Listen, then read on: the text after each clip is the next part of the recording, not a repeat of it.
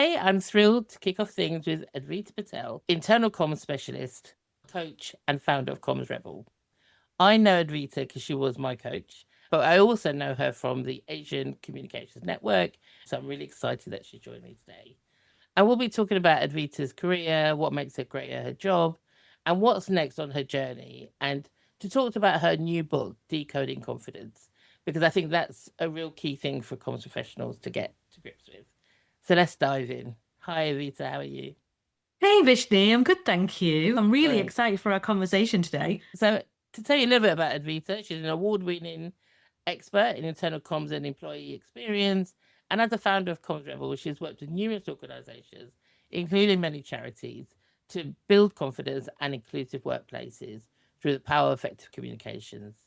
Advita has got 2 decades of experience, and she's committed to helping leaders understand how effective communication can transform cultures, enabling their colleagues to thrive rather than survive. And as I mentioned, she's just launched her second book, Decoding Confidence, and I really wanted to get her on the podcast so we can learn a little bit about what she's saying to leaders. So welcome again, Advita. And I'm really interested to hear about your career and how you got into comms in the first place. I love this question because, like many folks who I think will be listening, will probably relate to this. It wasn't a straightforward journey. I actually went to university to study information technology. I wanted to be like the next Bill Gates, the Asian version of Bill Gates, like wanted to build computers, do some coding. And I went to study that. I actually initially was like with many South Asian parents, they wanted their children to do something that would pay them good money and was a sustainable career. They knew I wasn't academically kind of set up to do medicine, for example. So I was actually forging a career in pharmacy, believe it or not. And I studied chemistry, biology, and IT. But if anybody's ever studied chemistry A level, that standard, I'm still suffering from PTSD from that moment. So it was obvious pharmacy was out the window for me. So I went for my next best subject, which was IT. But then when I graduated, there was a massive crash in .com industry. And I actually specialized in web development. And there was no jobs going when I graduated. I ended up in a kind of IT kind of job. But what I discovered was that I was getting bullied in that job. And I didn't know it was bullying because I had never worked in an office before, and my parents never worked in an office. They had their own business. But for 6 months, I was being singled out and harassed and being picked on. And my parents picked up on this behavior that I completely changed and said to me, like, what's going on with you? I said, I really hate my job. Like, I'm pretty certain my boss doesn't like me at all. And they were like, well, just quit. And the thing is, Vishnee, I've never ever quit anything at that point in my life. I even went through my 2 years of chemistry hell. So the notion of quitting was just completely alien to me. But I did, with the permission of my parents, I quit my job. And then I ended up in this kind of admin role. And I wasn't certain where my life was going, to be honest. I was just doing admin at a university. And because of my IT skills, they loved me because I created a database. Remember the Access, it was called Microsoft Access, the database program. I'm showing my age here massively. But I created a database where we could put all the UCAS forms onto this database rather than having paper copies of it. So I got the attention of some bosses in this university, one of which was a marketing manager called Catherine. And she invited me to accompany her to a student on this one occasion. And I loved it. I loved the interaction with the students. I loved kind of selling and marketing the university. And Catherine basically took me under her wing and said, you've got a natural knack for marketing. Have you ever considered a career in it? And I was like, I don't know what it is really. And she goes, well, this is what we do. Come and work shadow with me. Come and spend a day or so a week with me. So my boss, who liked me because I was doing the database work, gave me permission to spend a day a week with Catherine, learning about marketing. Around that time, I also signed up to do a master's in HR. And then after about 3 months of working with Catherine encouraged me to change my master's to strategic marketing master's. And that's where I started my career. So I did my master's part-time while studying full-time. So it took me 3 years to finish it because I was only doing the weekend residentials. Then the first job I applied for in comms and marketing was a marketing officer. When I started that job, though, it was actually internal comms. And that's how I ended up working in internal comms for the last 18 years.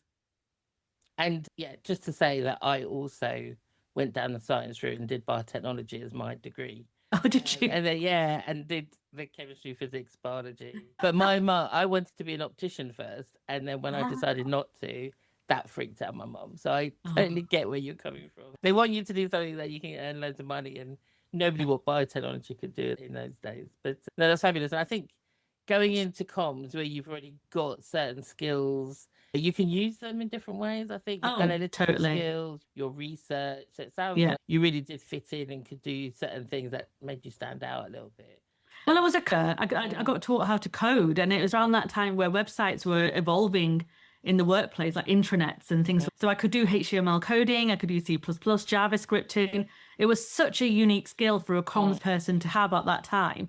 Not as much nowadays, like people are quite savvy now with tech, but in the early 2000s, being able to code, write HTML, and create websites from scratch, it was an unusual skill for a comms person to have. And that, again, it stood me out in the workplace because I could do that kind of coding, and IT couldn't pull the wool over my eyes, which everyone loved me for that as well, because I could have a really good relationship with IT, because I know that for internal comms there's always a bit of a barrier with IT and comms. Absolutely. And what made you decide to go from in-house, as you said, for so many years, to owning your own business? A multitude of reasons. To be perfectly honest with you, I never thought I would ever own my own business because I saw the struggles my parents went through. You know, it's hard work. You do it now as well, Vishnee. You know, it's constant stream of consciousness, right? You never really have a day off. You're constantly thinking of the business, how to get more clients, where the next bit of project's coming from, how do you keep the lights on in your house. So I never really wanted that for me at the time. I just wanted a salary that came into my account every month and I knew I could depend on it. Because I saw the ups and downs of 1 month is great, 1 month is not so great with my parents who were entrepreneurs themselves. But then I got to a point in my career where I just felt stuck and I felt a bit lost. And I actually was going to exit the entire profession in 2018. I was like, I think I've done what I can in this world of comms and PR. I'm not progressing. I didn't want to relocate to London. I was determined to stay in Manchester. My family, my friends, my life was here. I love this city through and through. And everyone kept telling me that if you want to get to director level, you're going to have to move to London because you're only going to get to senior head of. And I just didn't want to move. And I thought, look, the job titles for me is not a big thing. I just want to live a fulfilling life and do good work for organizations. So I suffered with a confidence crash because of all of this in 2018, looked at exiting the profession. A good friend of mine gave me a good talking to and said, you're in control of your destiny. So get a grip, basically. And that's when I thought, you know what, let's give it a go and see what happens. At that time, I had 15 years of experience under my belt, worked at senior level, set up functions, worked on projects, had some real good experience. I thought, give it a go. Let's just see what happens.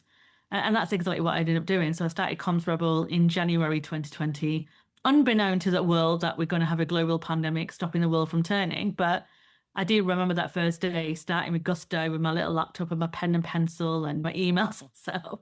And then 9 weeks later, the world shut down. But that's a different story altogether. But yeah, that's what led me to, I wanted more control over the work I did. And I guess now with your company, you've obviously been running it since 2020.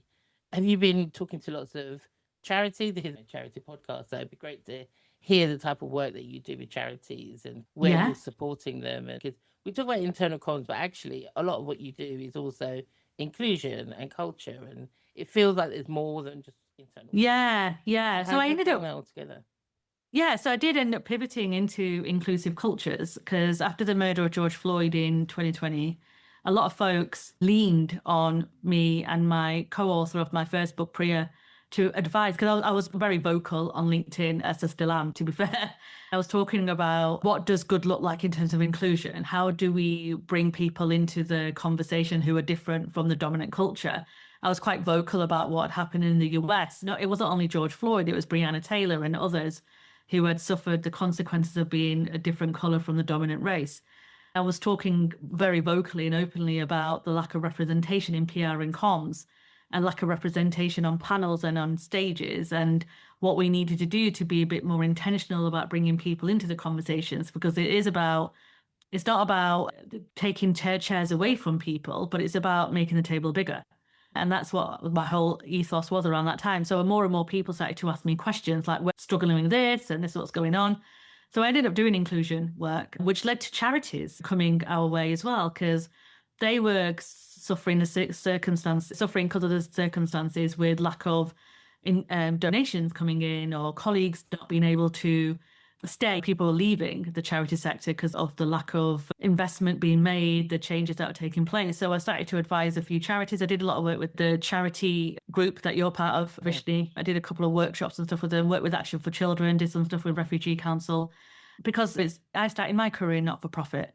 And I know how tough it is when you don't have the resources and you don't have the budget and people are kind of screaming at you to do more with less. And it makes me laugh because there's lots of people who talk about this online who work for private sector. And I'm like, you have no clue what the charity sector folks are going through who've always had to work with less. And I think there's this kind of narrative out there that people who work in the charity sector aren't as forward thinking as those who work in the commercial sector or private sector, but that has not been my experience at all. These folks are switched on, know more than most, and have had to know more than most because they're juggling 101 different plates to show up and make sure that they're living and delivering against that purpose of the charity. Absolutely. And I guess that leads on to the pressures on comms leaders in the charity sector to get more done. But also just thinking about things like the pressure of, at the moment, there's so much change, so many, I would say, layoffs and people being made redundant, lodges in charities. So we're talking lots about burnout. I talk to charities all the time, and at the moment they're getting rid of comms teams, or there's one person left in that comms team, or there's so many things, let alone internal comms, I'm sure is even worse. Because it was always a small number in internal comms in a charity than your kind of overall comms. And I think what this brings me to is the challenges for comms leaders on how they can still be confident, how they can still like fight their corner. And I think that leads me to your book. So maybe tell us a little bit about the book and then like your tips and advice, what leaders can do now. Yeah, so the book is based around 7 core habits of confident leaders, and it's framed around the belief mnemonic. And the reason I did the belief mnemonic is because it is all about having that belief in yourself. If you don't believe in yourself, then no one else is going to believe in you. And those 7 habits sit underneath that. So you've got boldness, you've got empathy, you've got learning, you've got integrity, you've got empowerment, vulnerability, and energy.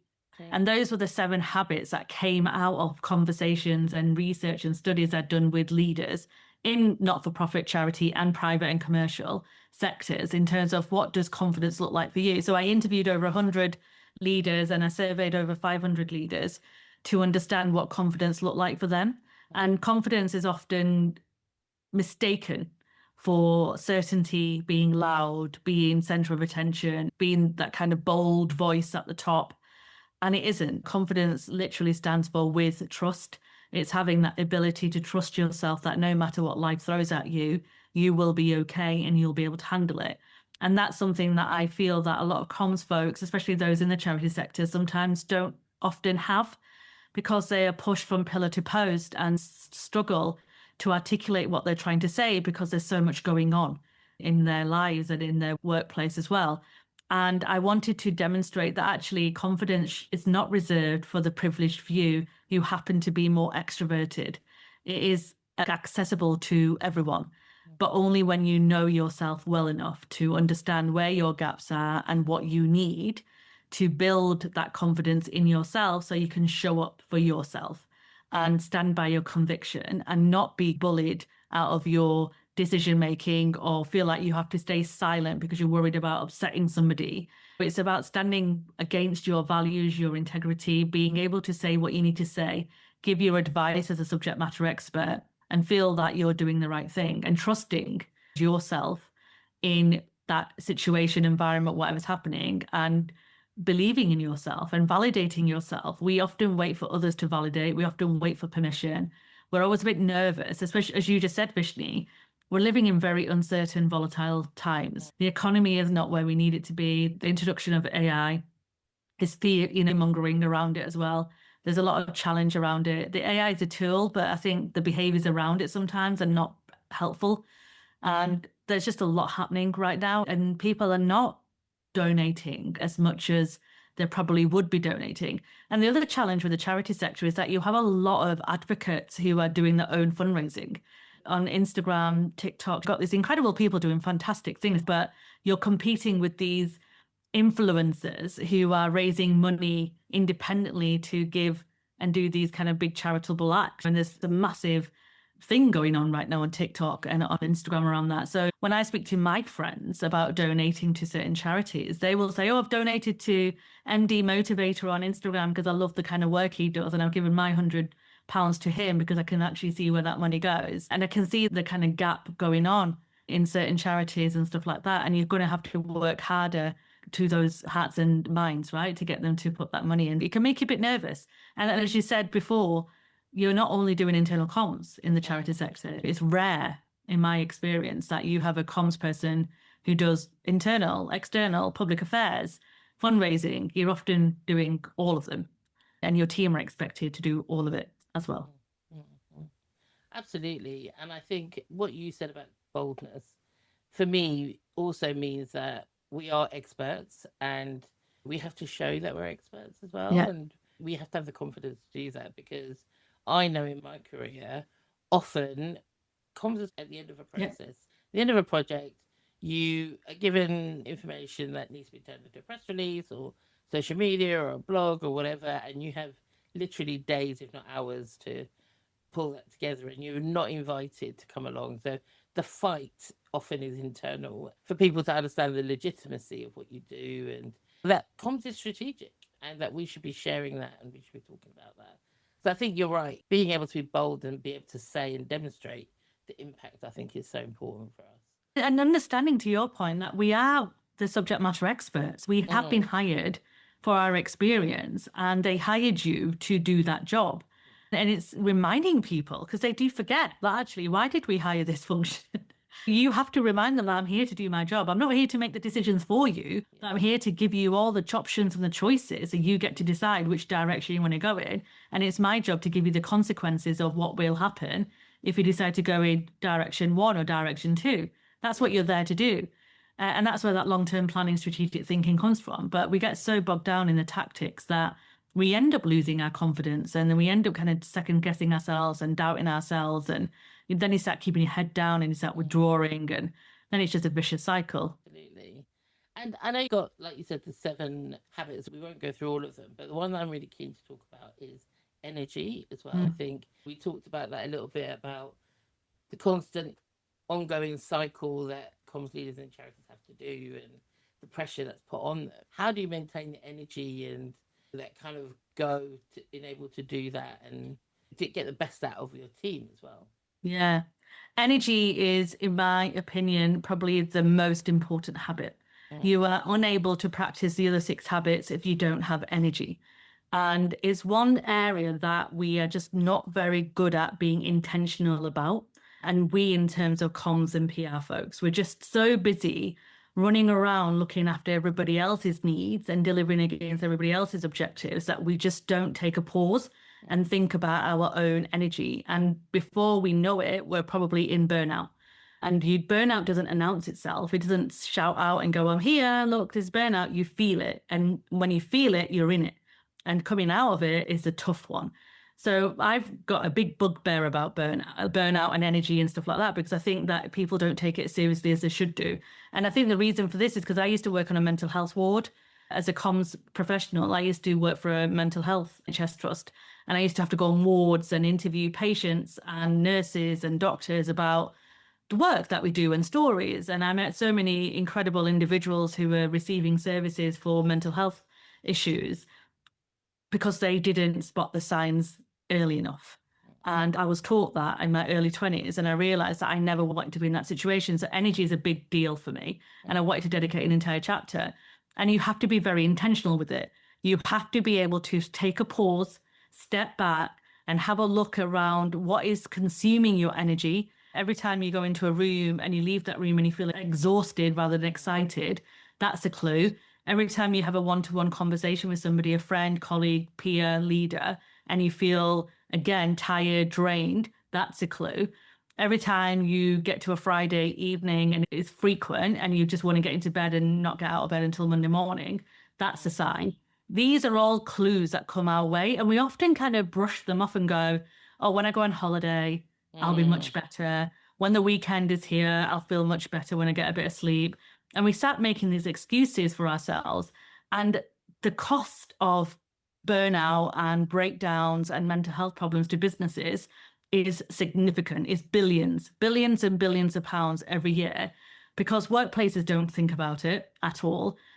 And if they do think about it, it's often the comms teams who are delivering the campaign around it, and no one's checking in on them. So I will always encourage people and advocate for folks to look at their day-to-day life. Where is their energy being consumed? Where is the energy being boosted?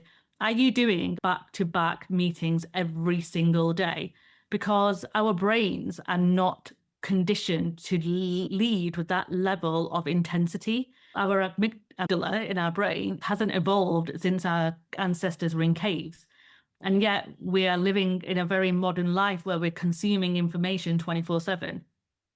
A ping of an email, it instigates our stress receptors like our ancestors were getting when a saber-toothed tiger was chasing them. That's how much stress we hold onto our body over a ping of an email, a ping of a DM, a ping of Teams, Slack, whatever. This constant stream of stuff coming our way. We are the only ones who can control how we manage that and put boundaries in place. Because guess what? If you burn out and you go off sick, yeah, you'll get a bunch of flowers from your organization and then maybe a nice get well soon card. You'll be replaced tomorrow. And people don't get that. You could be the best employee in the world for that organization. At the end of the day, it's business. And they will replace you tomorrow. So if you don't look after your well-being and you don't look after your own health, you can't look after anybody else and you can't support anybody else. You're the one that's going to suffer the consequences of you not looking after yourself. And I can't stress this enough, which is why I dedicate an entire chapter on it and why I've shared practical tips to say, do an energy audit. What's your energy audit like? Like, why are you feeling so tired and stressed out? It could be a health issue, which you need to go and see your GP about. Or it could be the fact that you are just constantly on all the time at work without any consideration for your own well-being.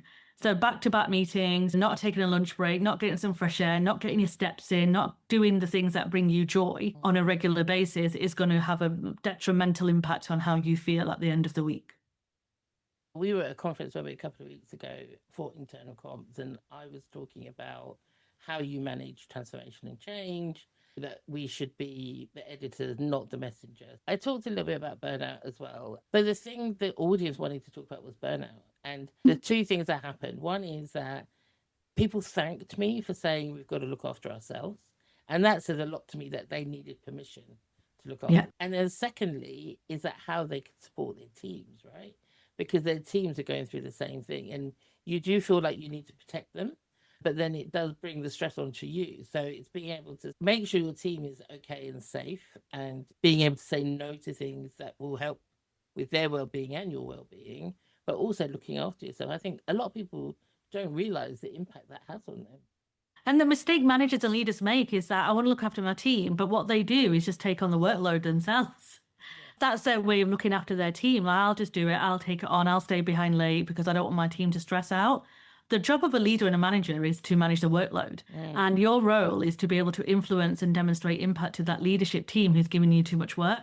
And you have to be able to stand up to them and say, this is what my team are going to be doing because this is the capacity we've got in the team right now. If you want us to deliver A, B, and C, then we're going to need more resources, or we're going to have to be okay with pausing on this until next quarter. Because if you burn out the team and you burn me out, we're not going to get anywhere. And you have to be able to confidently say that, because fair enough, they might think you're lazy or whatever, then that gives you a clue that organization is not for you. And I can't stress this enough again, that we're all adults in the workplace. Nobody is any more important than anyone else in that workplace. We're all adults. So you just got different jobs and you're all delivering different things. You have to be able to say, as a leader, to people who are putting the pressure on, this is where we are right now. This is what we have got the capacity to deliver. This is the kind of work we're doing in this moment. These things, I believe, are not a priority. If you disagree, let me know, and then let me know what we can take away from the priority list here. If you want everything delivered, then we need to have a conversation about resources. Right now, my team are doing more than enough. They're unable to carry on at the pace that are being pushed. Now, of course, there are circumstances where there will be moments where you will have to do discretionary effort. We get that. There'll be change, there'll be a crisis, whatever. Some of your team and you may have to do a little bit of discretionary effort, work maybe odd weekend occasionally. Yeah, I'm talking about once every 6 months, not talking every weekend. There are expectations, of course there is, in terms of how you deliver in this workplace. But if you're logging on after work and you're working from 7 p.m. till 11 at night, and then you're logging on every Saturday or Sunday, that is not on. You cannot live a life that way for a long time. And if you're a leader and you're responsible for other people, your job as a leader is to be able to say to your leaders and the pressure points, we're not doing this anymore. This is where we are. This is what we can do. This is the outcome we have. I suggest we move this to Q2. If they don't want to do that, then I suggest we look at other priorities then, because we cannot deliver at this pace. It's burning people out. I think the problem with the charity sector is we are so passionate about our causes. A lot of people, we take it very personally. We've chosen that subject matter because it's personal or it's something we've been involved in. I've done a lot of these different roles where I am emotional about it sometimes, but actually I need to not be. And now that I've moved away from being an in-house person, I can see that. I'm going to switch off my computer after we finish this conversation, and I'm not going to think about it again until Monday. It's my own business. I have chosen that I'm not going to work weekends unless it's a really urgent piece or a proposal, and make that decision. And as charities, we need to be honest with ourselves that we can't deliver everything, and we don't have the budgets and the resources to do that. So what is it that we're going to do? And we want to get onto every little trend, and we want to do this and we want to do that. And it's like, no, we can't. And we have to be quite intentional, as you say, to make a decision of what we're going to drop. And realistic. Yeah, we've got to be intentional, but we're realistic.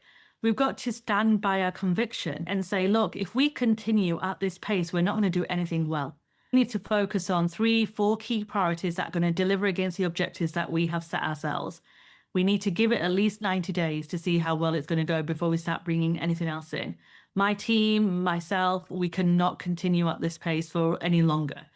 And it's scary. I'm not saying it isn't scary. It's hard when you care, when you're empathetic, when you're emotionally tied to a charity, when you can see literally where every penny has been spent.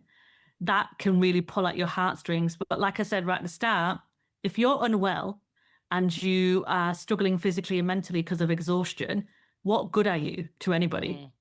How can you help them? Your creativity dies. Your decision-making disappears. Your ability to delegate is not there anymore. The ability to think of anything else apart from your to-do list is not there. It completely destroys your confidence, your self-esteem, your innovation. And this is a big risk. I'm seeing people consistently doing so much because they're so worried about not showing up for their organization or being called lazy or being replaced by a machine, that they are neglecting their own health because of it. And if we don't start standing up for ourselves and start pushing back, no one else is going to do it for us. We're never going to have anybody care about our own health as much as ourselves. And yeah, of course, there'll be family and friends who will be like, look after yourself, be careful, don't be working weekends. But only you can make that change. Absolutely, yeah. That's a really good point. Everyone's concerned about us, but we have to be the ones to do it. Yeah. So and I think we've sped through this really nicely. What is your sort of practical tips for people facing burnout or even just managing these tight workloads? And then also thinking about this decoding confidence. Like, what would you say to people when they're thinking about their careers and how they want to move forward as well? So the first thing to do, if you are in this tangled mess of just stuff and you're just doing a load of stuff and you're not quite sure what on earth is going on around you, pause and use frameworks or models like the Eisenhower framework, which tells you what to do, what to delegate, what to remove, what to park. It's a really great framework. Google it. Use something like that to really just write down absolutely everything that you are asked to do or you are doing. Because seeing it written down on paper gives you clarity and it gives you an understanding, actually, what on earth am I wasting my time doing? The other thing I did alongside this was I actually spent an entire week logging everything I did in an Excel spreadsheet. 9 till 10, what did I do? 10 till 1, what did I do? Literally writing down, where was my time going? Who was commanding my time? Where was I spending my energy? That gave me a whole host of information about my week. I say to folks, I've got so much going on. I don't know what I've done at the end of the day. And I look at my Excel spreadsheet. I've spent half an hour faffing about on some tool that I didn't need to use, 1 hour faffing about on Reels on Instagram because I was just stuck in this decision-making fatigue. So instead, what do? Is just go onto Instagram for a 5-minute break, and it ends up being a whole hour. So logging your time and being very mindful about where that's going. So I did it for a week, and it was eye-opening for me. It put in, and that led me to put in so many boundaries and all sorts of stuff, and gave myself permission to put those boundaries in place. And also, that's when I started to use the Pomodoro technique. So if you're anything like me, where my attention span is around 24 minutes generally. And then I just kind of get switched off and go somewhere else and do something else. So I use the Pomodoro technique now. So you put a timer on and you do that piece of work for that number of minutes that you can concentrate. Then you have a 5-minute break and then you get back to it. That's the way the Pomodoro technique works. You do it 4 times and then you take a longer break. I love it. Works brilliantly for me. Stops me being distracted. I put my phone on airplane mode as well. And I switch my emails off during those 24 minutes. Nothing disastrous is going to happen in those 24 minutes, right? And you can switch your phone back on to check and your emails if you wish to. The other thing is about email. So I used to use my inbox as a to-do list. Absolute do not do that, because you get distracted by emails coming in and you never get out of it. So I now set myself 3 times a day to check, in the morning, in the afternoon, and then before I log off. That's my checkpoints. Otherwise, you're just getting consumed by emails all the time and Teams and all of that kind of jazz going on. Those are pragmatic, practical tips you can definitely do to help you. It sounds really simplistic, but so many people don't do it. But you just spend that time, spend a week logging your hours, using the Eisenhower matrix, and you will see things transform in terms of how you can manage your burnout a bit better. And I said earlier as well, pushing back on people who are commanding your time and making sure that time is your time, right? Not that someone else's urgency is not your urgency. So it's just being mindful of that as well is what I would say around conserving your energy. And for people wanting to develop confidence, and I've talked about this quite openly, but I had a toxic job and then got out of it. My confidence plummeted from that. I was a very confident person for the last sort of 20 odd years, and then the last 2 haven't been so great. So I've worked hard to bring that back up again. So what would you say to people who are feeling that and they want to go to the next step in the ladder, but they're needing to develop that confidence again? So this is about reminding yourself about your greatness and your genius. And when you're surrounded by toxic people, toxic environments, or even low energy, you follow that. Our human beings, we are very conditioned to be connectors, right? We connect. So we're social creatures. We connect and we feel other people's energy and other people's behavior a lot. So you have to be very intentional with understanding who you are, why you exist, what are your values, how do you prefer to communicate, which is what we did together, didn't we, Vishnee, around values? Because when you know yourself really well, there isn't much anybody can say to you that will knock you off your path, because you know everything about yourself. You know all your great stuff, you know all your rubbish stuff, you know your strengths, you know your opportunity, you know all of that. There isn't anything anyone can say to you that you wouldn't know. And the other thing I would say is writing down what your geniuses are, like what is my strengths, where do I get joy, where do I get fulfillment, what work have I done previously that has brought me great feedback, and putting all this in your kind of happiness folder, unicorn folder, whatever you want to call it, a folder on your phone, a folder on your desktop, a note in your notebook, whatever works for you, because we need constant reminders when we're going through change and we're looking at our next kind of phase of career, because we can get bogged down with other people's opinions about us. And that's all they are, they're opinions. They're not fact, they're just opinions. There may be fact for them, and that's okay. They're allowed to have that factual thing about you, and it's not your job to change their mind. It's your job to show up for yourself. And I think we give too much kudos to people who are side characters in our story, which is why in the book I talk about the learning circle, and I talk about your personal board of directors. And your learning circle is a group of individuals who advocate for you. So you've got your believers. So these are the people who will champion you, support you, pat you on the back and tell you're doing brilliantly, you're doing great, smashing it out the park. These are your supporters. Then you've got your bridges. These are the people who build your connections. They connect with you, they connect you with other people, they open doors, they're well connected in a network, so they know people. They will bring you opportunities, right? So you need a handful of those folks. But then you've got the folks who will hold the mirror up to you. These are the folks who will challenge you, who will say to you, actually, Advita, you've been drinking your own Kool-Aid.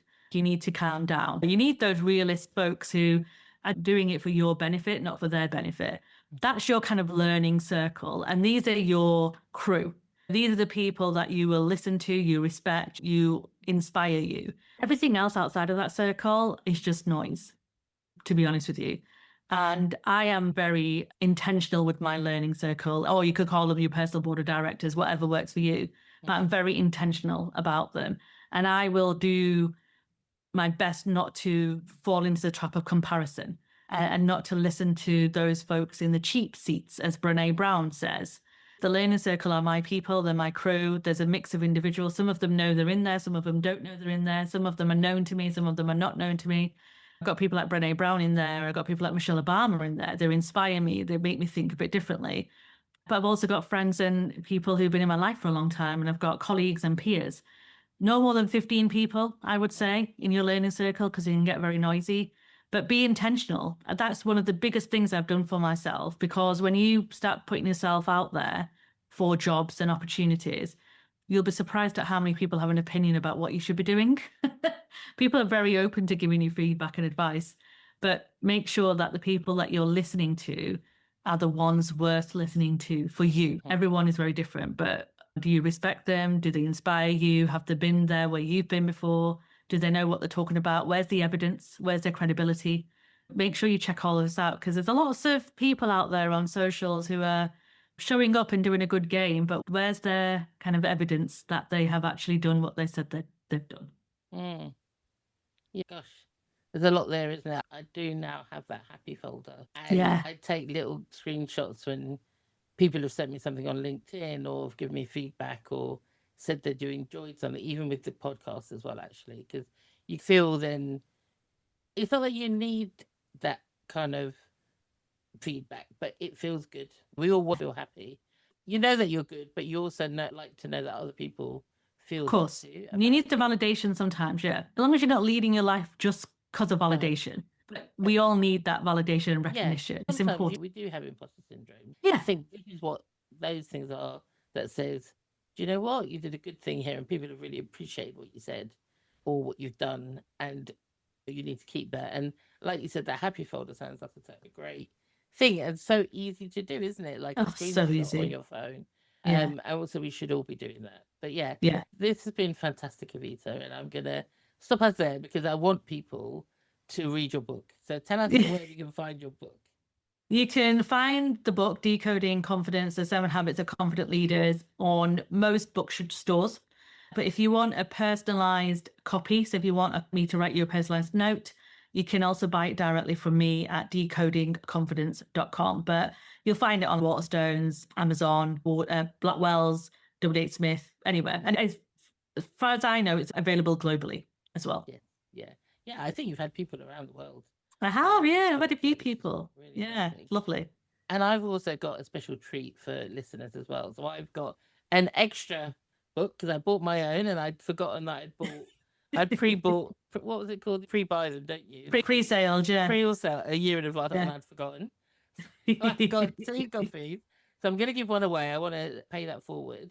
So I'm going to ask people to maybe drop me a message on LinkedIn and say they want to be put in, I'll take names out of hats and then send it on to somebody. Amazing. So we do have one free copy as well. But I haven't had my book signed either, Advita. So we need to. I know. I know. The book. Sign my book. I will definitely sign your book. The book launch was just so vibrant. Like I was saying the other day that when I saw the photographs, I was like, oh my goodness, there's so many people I didn't even say hello to. But I will definitely sign that book. And whoever the winner is, if they want their book signed, I'm more than well happy to sign that. I'll make a point of meeting up with Vishnee in London. And we'll get that signed and sent over to you. Brilliant. Thank you so much. That's been wonderful. Thank you. No, thank you for asking me. So that's it for this fantastic episode of the Comms Collective. A huge thank you to Advita for sharing her insights and experiences and also little tidbits from the book. If you've enjoyed today's conversation, don't forget to follow the podcast on your favourite app so that you never miss an episode. And it would really mean the world to me if you could rate and review the show. It helps more comms professionals like you discover these stories. And join the conversation online, share this episode on social media, and tag us using hashtag the Comms Collective. Thank you for listening. I'm Vishnee Sauntoo, and I look forward to bringing you more honest, inspiring conversations next time.